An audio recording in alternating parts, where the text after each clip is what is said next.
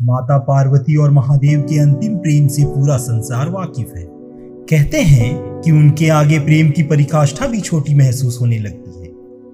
कई ऐसे पौराणिक किस्से भी सुनने को मिलते हैं जहां देवी देवताओं ने स्वयं भोलेनाथ के प्रेम को असीम और अनन्य बताया है। शायद यही वजह है कि महादेव ने माता पार्वती को अपने आधे अंग पर स्थान दिया और स्वयं अर्धनारीश्वर कहलाए। तो आइए आज मैं आपको बताता हूँ माँ पार्वती और महादेव के प्रेम और उनके विवाह की रोचक कथा। महादेव को पाने के लिए माँ का कठोर संकल्प। माता पार्वती भगवान शिव को मन ही मन अपना पति मान चुकी थी। वह दृढ़ संकल्पित थी कि विवाह करेगी तो भोलेनाथ के साथ ही करेगी। उधर देवता भी यही चाहते थे।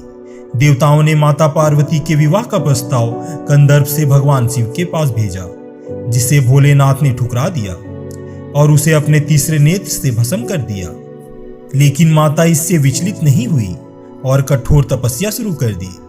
देवी पार्वती की तपस्या से तीनों लोकों में हाहाकार मच गया। बड़े बड़े पहाड़ डगमगाने लगे।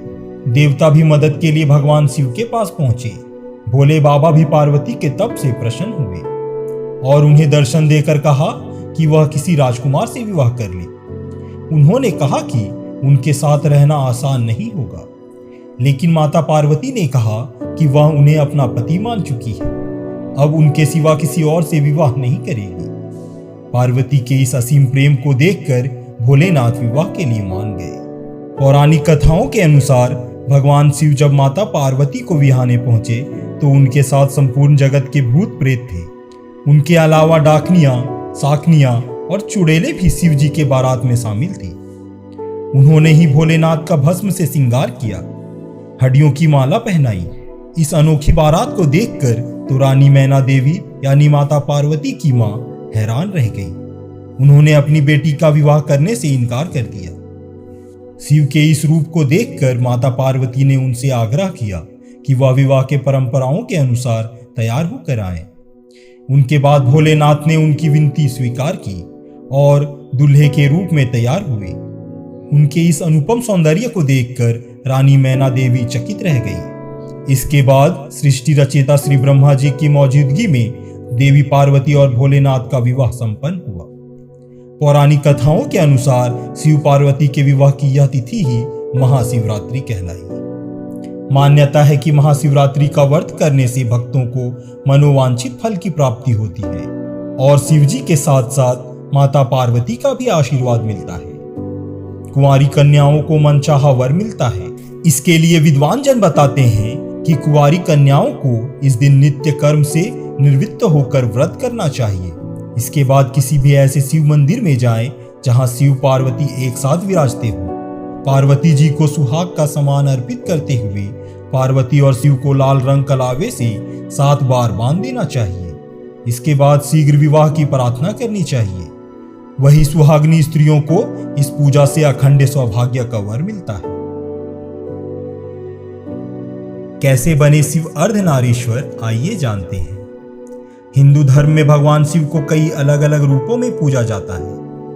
उन्हीं रूपों में से एक है अर्धनारीश्वर का रूप, जिसका अर्थ है कि आधा हिस्सा नारी का और आधा नर का। इस आधे स्वरूप में भगवान शिव अपनी पत्नी उमा के साथ अपने भक्तों को दर्शन देते हैं। कहा जाता है कि नर और मादा ऊर्जा का संश्लेषण सभी सृजन का आधार है, इसलिए शिव और शक्ति एक साथ मिलकर इस ब्रह्मांड का निर्माण करते हैं। शास्त्रों में कहा गया है कि भगवान ने ये रूप अपनी मर्जी से धारण किया था, लेकिन आज हम आपको इसके पीछे जुड़ी पौराणिक कथाओं के बारे में बताएंगे।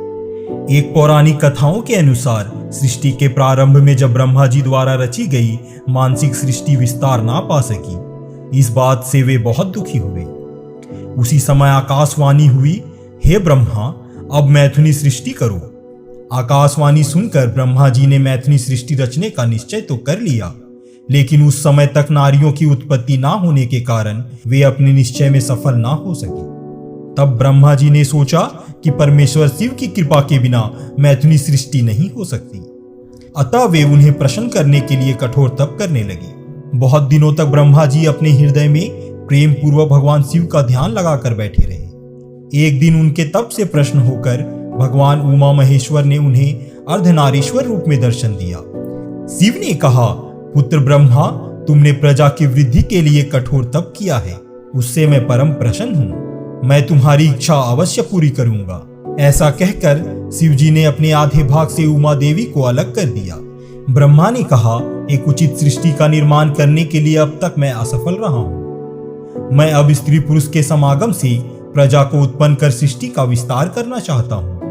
परमेश्वरी शिव ने अपनी भौहों के मध्य भाग से अपने ही समान कांतिमिति एक शक्ति प्रकट की। सृष्टि निर्माण के लिए शिव की वह शक्ति ब्रह्मा जी की प्रार्थना के अनुसार दक्ष की पुत्री हो गई। इस प्रकार ब्रह्मा जी को उपकृत कर और अनुपम शक्ति देकर देवी शिवा महादेव के शरीर में प्रविष्ट हो गई। यही है भगवान शिव के अर्धनारीश्वर शिव का रहस्य, और इसी से आगे सृष्टि का संचलन हो पाया। भगवान शिव की किस बात से माता पार्वती नाराज हो गई थी और रावण और गंगा से जुड़ गया था कौन सा श्राप, आइए जानते हैं। महाशिवरात्रि का दिन देवी पार्वती और भोलेनाथ के जन्म जन्मांतर का साथ और पूर्णतः प्रेम का प्रमाण है। देवी पार्वती ने सदियों प्रतीक्षा और कठोर तप के बाद फागुन माह के इस कृष्ण पक्ष के चतुर्थी के दिन शिव को पति के रूप में पाया था। शिव जी सकल सृष्टि के स्वामी हैं। शिव के इतर माता पार्वती ने कभी और कुछ नहीं चाहा, लेकिन एक ऐसा वाक्य है जब भोलेनाथ को माता पार्वती के क्रोध का शिकार होना पड़ा। इतना ही नहीं, देवी पार्वती ने क्रोध में आकर भोलेनाथ को ही श्राप दे दिया। आइए जानते हैं आखिर क्यों माता पार्वती ने शिव को श्राप दिया। पौराणिक कथाओं के अनुसार एक बार देवी पार्वती ने महादेव के साथ चौरस खेलने की इच्छा प्रकट की। भोलेनाथ ने देवी का प्रस्ताव स्वीकार कर लिया। चौरस का खेल शुरू हुआ। हर चाल में देवी पार्वती भगवान भोलेनाथ को मात दे रही थी। खेल में भगवान शिव सब कुछ पार्वती के हाथों हारने के बाद पत्तों के वस्त्र पहनकर गंगा के तट पर चले जाते हैं। पार्वती जी यह देखकर चिंतित हो गई। यह बातें जब कार्तिकेय को पता चली तो वह माता पार्वती से समस्त वस्तुएं वापस लेने पहुंच गए, लेकिन देवी ने खेल के नियम के अनुसार वस्तुएं देने से इनकार कर दिया।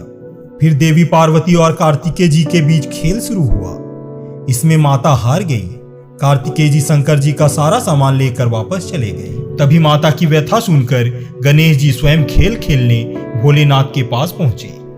गणपति जी ने भी चौरस के खेल में पिता शिव को परास्त कर दिया। अपनी जीत की खुशी का समाचार गणपति ने माता को सुनाया तो उन्होंने पिता को पुनः कैलाश पर लाने की बात कही।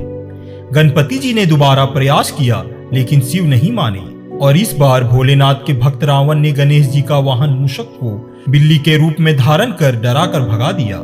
शिव ने कहा, अगर पार्वती जी फिर से खेल खेलने को राजी होगी तो वह वापस लौट आएंगी।